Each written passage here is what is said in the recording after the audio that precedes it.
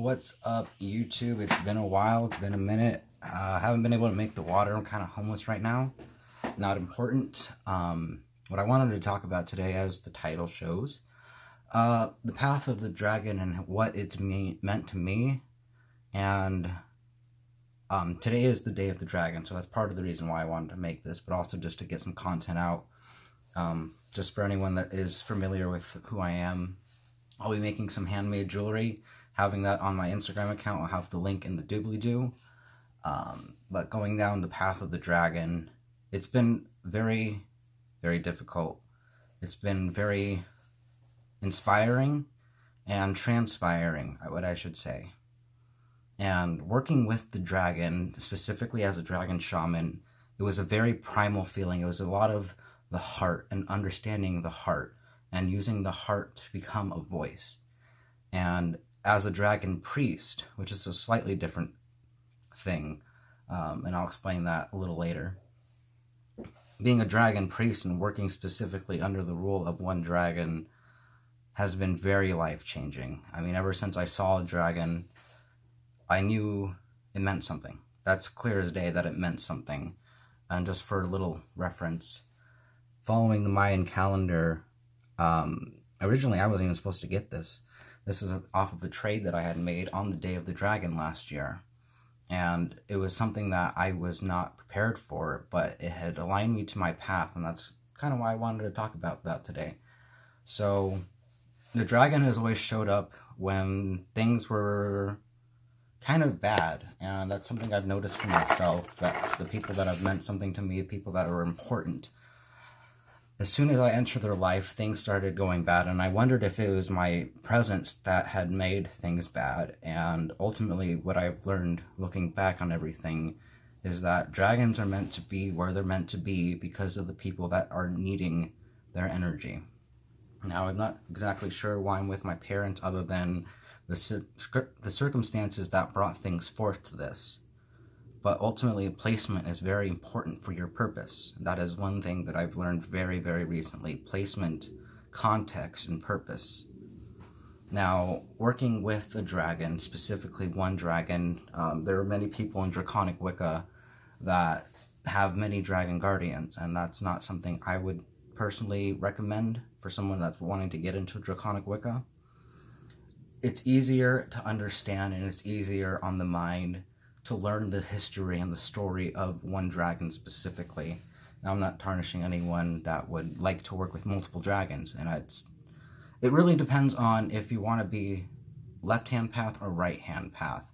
And what I saw in my draconic shamanism is that it tended to be more of a right-handed path, where it was summoning the spirit of the dragon, calling forth the dragon energy, and becoming attuned to that energy. Now, with the dragon priest, which is slightly like a tier above, because there is a very strong hierarchy among the dragons, I feel it's very important to understand that dragons do understand their place and their purpose and the appointed hierarchy of each dragon. Now, I've seen a lot of claims from other people that do work with dragons, and I don't disregard them, but I know what I know, and I know, or what I should say, as someone, I know nothing, but as a dragon, oh, a dragon knows. So leaving it at that, what I've recently undergone is going down Draconic Wicca, and for a long time, I shied away from the term witch and Wiccan, because when I first got into it, things in my life got hectic almost instantly. But now that I've taken a more serious approach to Draconic Wicca and becoming comfortable, I feel very, very appropriate calling myself a Draconic Witch, or specifically a Black Draconic Witch. I've been doing dabblings with black magic, and not in forms of curses or hexes, but in forms of protection. I try to stay away from the Necronomicon and things of that nature, but recently I've been guided by Death, the First Reaper. Now, traditionally, with Draconic Wicca, the dragon is seen as the highest of your guardians. Generally in satanic belief and Levian and Luciferian belief, you're supposed to have one guardian. Having more than that tends to have problems in interactions. Now, for whatever reason, my dragon god has been silent, and I can understand some of what happened. I'm not going to get into it because it's a very, very personal thing that I don't want to bring to attention yet. But I will say that it's one of the most important and most critical things to understand, that your dragon is the most powerful of your guardians. And I'm not too sure why Death has taken a very peculiar fondness of me. But what I'm willing to say is Death has been very kind, very gracious, and is showing me the lesser Enochian keys and sigils. And working with Death and working with death magic, or I wouldn't say necromancy at this point, but eventually it will lead into necromancy. It's interesting. It's really interesting to see how things are manifesting. I've been doing a lot of dream work recently, and I did have a slight dream with some dragons. I have not had too much dragon interaction the last few months, and it's something I'm rebuilding because I am supposed to be a dragon lord. Now, I'll go into the hierarchy. There's a dragon rider, that's someone that's initiated by a certain dragon, or the energy or the spirit or the council of dragons. There's many different councils, and I won't get into that. That's another video. But what I do want to say is there's the dragon rider, there's the dragon shaman, then there's the dragon priest, then there's the dragon lord, and then above that would be a dragon. And a lot of this has to do with what you are literally born with. And it sounds unfair, but working with the dragon, not a lot of people truly want to understand or respect a dragon. Calling myself a dragon has caused a lot of problems in my life. And it's not that I'm the problem, it's that people have a problem with me being real and being realistic about my draconic belief. Now, draconian magic is more satanic and more Luciferian in nature, but the nature of the dragon is absolved in unholy power, or from unholy power, I should say. But it's also very important to understand that when you work with the dragon, your life will be changed. Your life will drastically change. Having bled the image of a dragon, having seen a dragon, having been born on the day of the serpent and the seed on the Mayan calendar, and having a strong genetic connection to Quetzalcoatl, I say firmly and undoubtedly that I'm the only person on this planet, maybe in existence, that has both dragon blood and dragon spirit and soul. Now, the dragon spirit and the dragon soul can be spread across to many different people. Very, very few people have true draconic blood. The reptilian and the serpent blood has been around for many, many years and ages. But truthfully, the blood of the dragon is something very, very rare and very powerful and very religiously spiritual. And I take what I say in this video very religiously and spiritually. Now, I wouldn't say I'm a religious person, but I would say I am a holy man. Now, I'm not myself a holy person, and that I'll let you interpret that how you wish to see it. But truthfully, I say I admire the spirit of the dragon, the counsel of the dragon, and the voice of the dragon. And I will share with you a little bit of what I have learned with the voice of the dragon. Hello.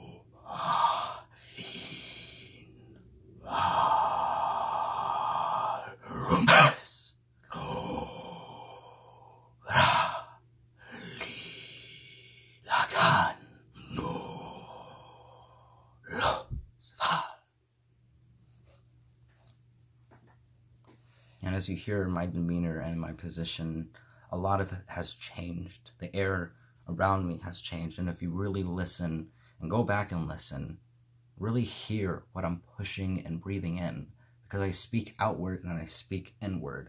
And that's something I learned with the voice of the dragon, was learning that even a dragon's inhale is important to a dragon's speech.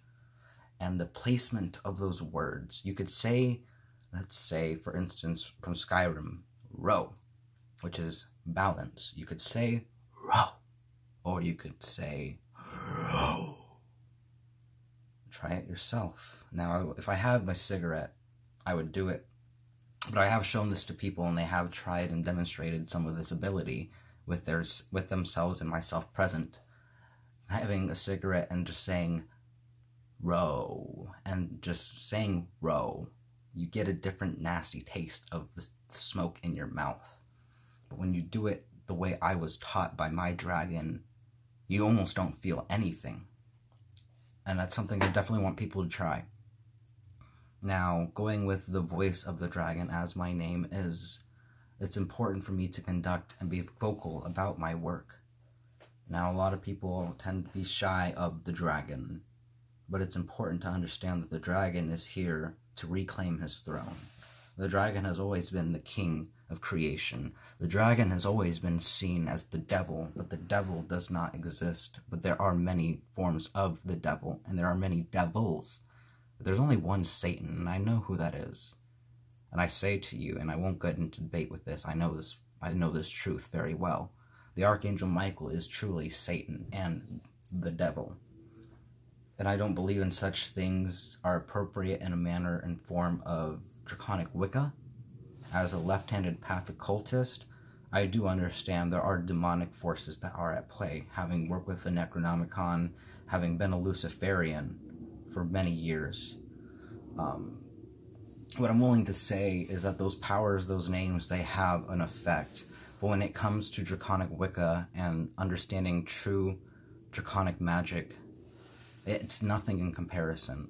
And Death is working with me right now to help reposition me to work with the dragon.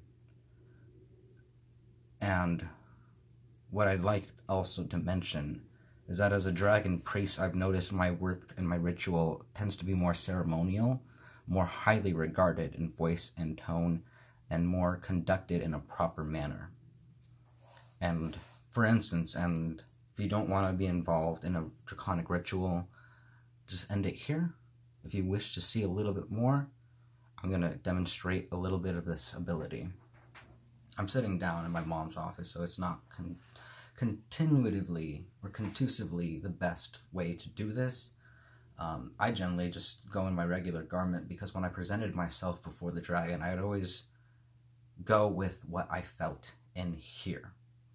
And in the name of Hytherion, I say to you, my dragon god, and I say my name with a holy power, and I call upon the authority of the dragon on this dragon's day, that the name of this dragon will be unleashed. Oh.